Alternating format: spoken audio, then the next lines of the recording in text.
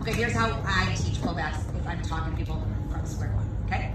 Number one, let's put a foot in the middle. Okay, it's flat. Our weight's on it. Put your weight on it. You're gonna push your weight onto your heel and brush. So you're like this. You're gonna lift your toe, brush your and brush. Yeah? Push forward, lift your toe, brush. Now we're gonna take away the two-stepness of that and go flat, and then we're gonna go toe and brush at the same time. So you get to release your toe and brush simultaneously.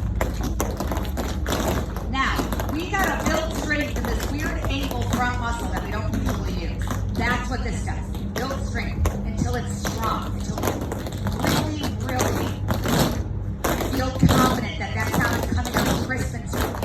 And then we do the other foot thing. And if you need to back up, you go first, 1, 2.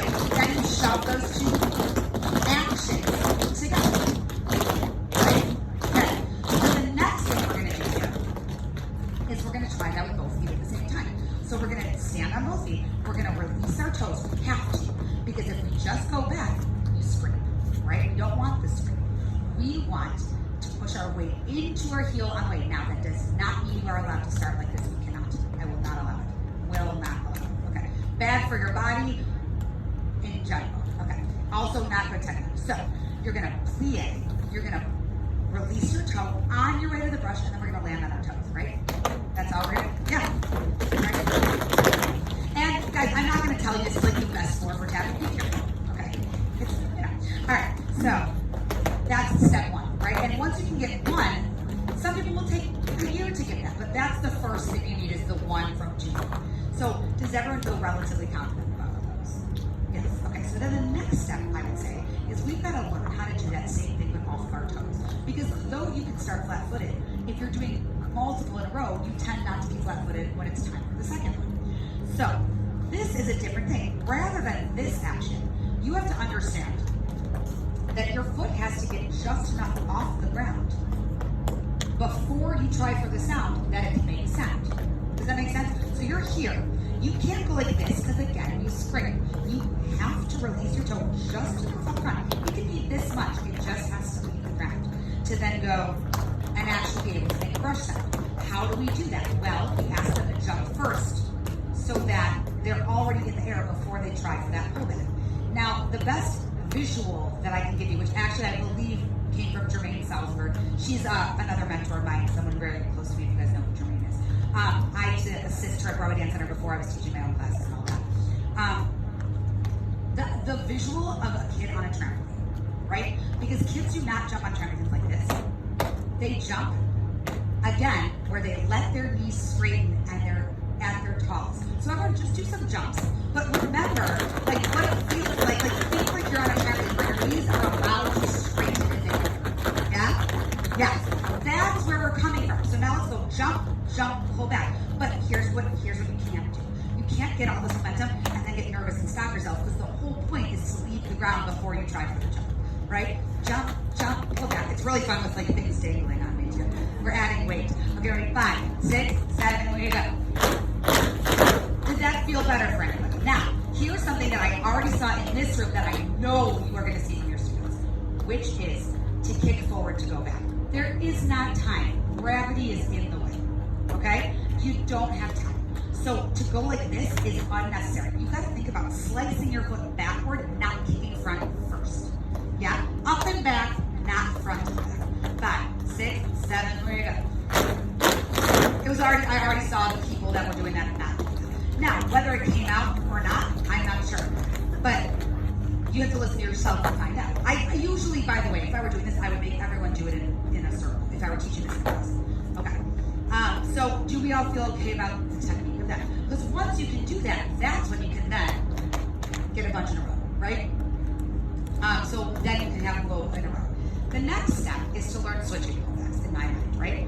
One to the other. So you stand on one foot, and now, some people think this is easier, by the way, because they can just focus on one foot at a time. Some people think the other one's easier. It's very important. So this, I'm on one foot, and I've got to do that same release of my toe to get into the air, and then we already talked about my rule. Both feet should have that moment where they're in the air at the same time before I allow the other one to land. So now we've got to work on the technique of actually getting that pull sound, but also that we don't land too soon to have two separated sounds, right? Right, so that idea of getting both in the air for that one little moment before you let the other one land, don't lose that idea when we're doing this. Okay, so right to left. 5, 6, here we go. Now try the left to right. 5, 6, 7, 8. Yeah? Okay, guys, this could be an unpopular opinion or a popular one, I'm not sure. My personal thoughts. There are times, of course, where you should actually be on your toes. There are times. There are also times where you shouldn't. In my personal opinion, when you're doing things like shuffle grab-offs or switching pullbacks, that is not the time to actually dance on your toes. I actually think it looks dumb. Like, people are like it's just too much effort. But here's what I'll say. I don't want to hear your heels. So there is an actual technique of how to phantom heel that we must learn, right? You gotta know how to step on your toes only, even though your heels are on the ground, which is different sounding than this, right? My heels are on the ground, but I'm not letting you hear them. Does that make sense? Because when I'm doing grab-offs or something, you better believe I am not actually on my toes doing them. I'm not. But if I want the sounds to be flat-footed, that's one thing. And if I want choreographically or someone else choreographically wants the sounds to be toes only, I have to be able to differentiate that, right? So, it sounds like I'm on my toes. I'm not, but it sounds like it. But then someone might want a flat-footed sound. They're different, right? They're different, but I'm not actually on my toes. I think that looks, not only do I think it's annoying to do, I don't think it looks nice. I think it looks effortful, and we don't want that. So there's like this weird technique about learning how to like put your toe on the ground, let your heel touch, but not let me hear it. So I hear a toe sound, tonal. Does that make sense? Weird thing, but once you figure that out, it gives you a lot more leeway in these kinds of things.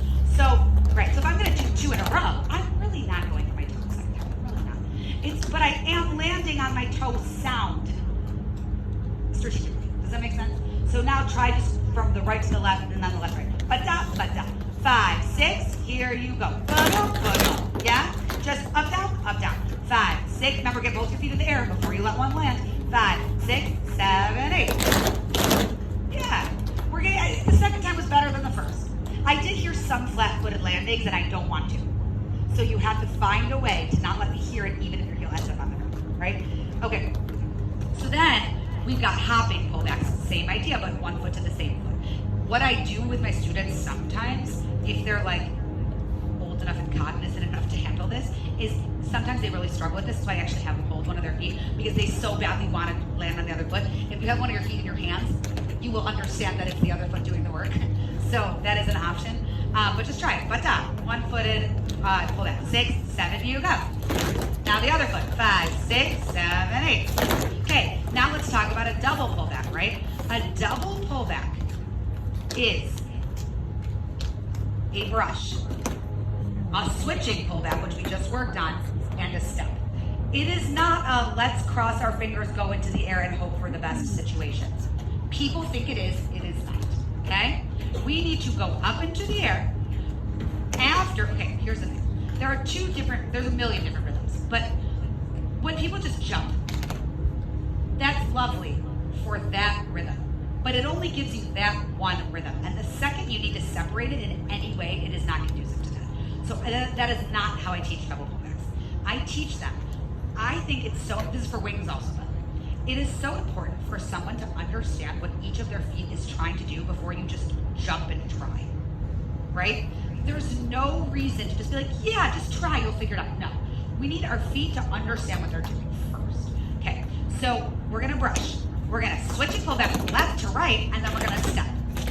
Yeah? And in this case, because we're only doing one, you can actually land on your toes, right? Try that. Brush, switch and pull back, step. Go ahead, whenever. Okay. Now, again though, remember we don't want to kick ourselves in the butt. So when we bend our knees, it's more upward, it's not about this, it's about, now, we gotta even this out now, and let's do a triplet. Let's go into blueberry blue. So we gotta, instead of going ba, ba-da, ba, we gotta turn it into ba, ba, ba, ba. So see if you can manipulate your body to do those same 4 sounds, but in that rhythm. Yeah,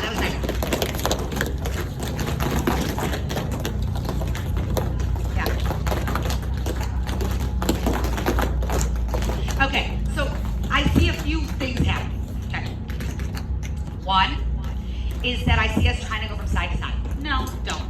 Underneath yourself. Wherever you are, you don't need to go anywhere, okay? Number two, remember how we talked about how you have to shuffle and plie before you go in the air? That's true of this too. You just don't get a full shuffle. You only get the back half of the shuffle, right? Because it starts with a brush backward, but that brush backward is your plie. So don't mistake that that's the thing that's up. It's the thing that's down. Except for this one rhythm. Every other rhythm, you gotta plie first and not leave the ground till after your first sound. Opus 1 by Harold Cromer, this step. You can't do that rhythm if you just jump in the air and hope for the best. And people try and they fail, right? You gotta get a sound before you go up so that you can control your landing, right? So we're gonna go. Ba-da-da-da, ja-da-da-da. 5, 6, here you go. Okay, it's already better. Now here's my last little piece of advice about that. Because we're trying to be even, unlike Opus, like I just showed you, we're trying to be even. What that means is that however high off the ground my right foot gets, the left foot has to get the same high off the ground. I can't go like this, and I can't go like this. I have to go.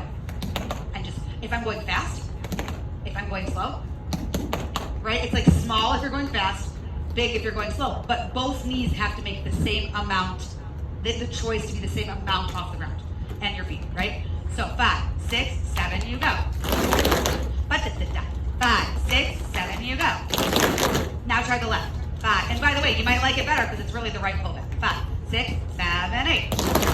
But by the way, even in this room of teachers, I already see improved technique, and that is great for you because you are a dancer yourself, and then also great for the students because like if you're killing it, it's easier to teach someone else how to do it, right?